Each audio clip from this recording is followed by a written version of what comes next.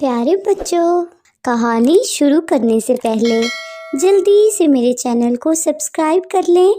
دو چڑیا ایک خوبصورت سے درخت پر اپنے خوبصورت گھونسلے میں بہت خوش رہتی تھیں۔ ایک دن بہت زوردار بارش ہونا شروع ہو گئی۔ ہر طرف طوفان اور بارش تھی، جس کی وجہ سے بہت سردی ہو گئی تھی، پر وہ دونوں چڑیا اپنے گھونسلے میں محفوظ تھی۔ درختوں کے پتوں کی وجہ سے وہ بارش سے بھی محفوظ تھی۔ اچانک کہیں سے وہاں ایک بندر آیا، جو کہ پوری طرح بارش میں بھیگا ہوا تھا۔ بندر بھی سردی کی وجہ سے کانپ رہا تھا۔ اوپر بیٹھی دونوں چڑیا بندر کو دیکھ رہی تھی۔ ان میں سے ایک بولی، ارے دیکھو، وہ بندر بارش میں بھیگ رہا ہے، کیا ہم اس کی کوئی مدد نہیں کر سکتے؟ ہم کیسے اس کی مدد کر سکتے ہیں؟ وہ تو ہم سے بہت بڑا ہے۔ ضروری نہیں ہم اس کی مدد کریں، ہم اسے کوئی اچھا مشورہ بھی تو دے سکتے ہیں۔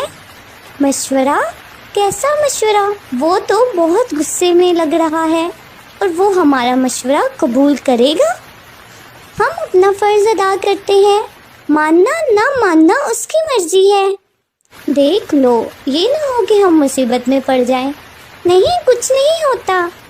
سنو میرے دوست بندر، میں تم سے ایک بات کہوں، اگر تم غصہ نہ کرو تو۔ ہاں بولو جلدی سے، پہلے ہی میں بہت مشکل میں ہوں۔ دیکھو پیارے بندر، تم ہم سے کتنے بڑے ہو اور ہم دونوں تم سے کتنی چھوٹی ہیں۔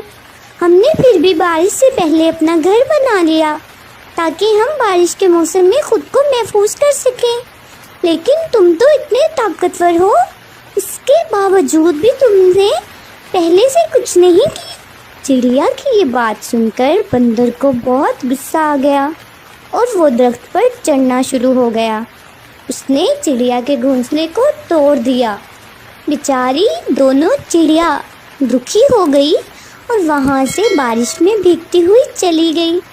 تو پیارے بچوں، اس کہانی کا مورل یہ ہے، کسی کو بھی صلاح دینے سے پہلے یہ سوچیں کہ اس کو مشورہ دینے سے اپنے آپ کو تو نقصان نہیں ہوگا۔